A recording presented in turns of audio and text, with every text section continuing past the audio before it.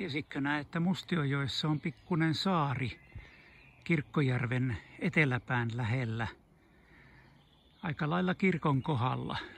Kirkko näkyy tuolla eessäpäin. Mä tulin veneellä tähän ja tässä on tämmönen pieni saari.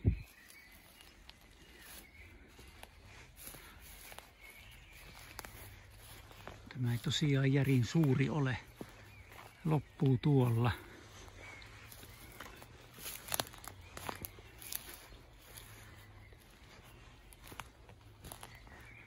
Tässä on sitten jo toinen ranta.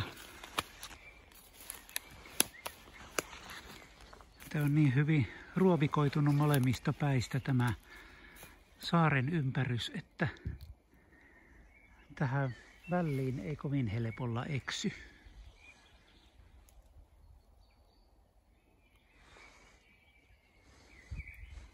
Olisikohan tuolla kallaa? Pitää joskus tulla kokeilemaan semmoisten välineiden kanssa, että ylettää tuonne vähän kauemmas. Nyt on huhtikuun puoliväliä niin kuin kuuluu, niin lintuja on mettä täynnä ja kaikilla on asiaa.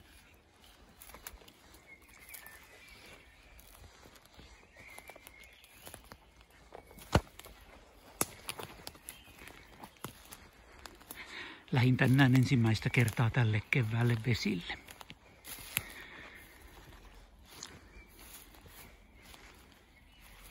Täälläpä ei oikeastaan mitään sen kummempaa nähtävää ole, niin minäpä jatkan matkaa.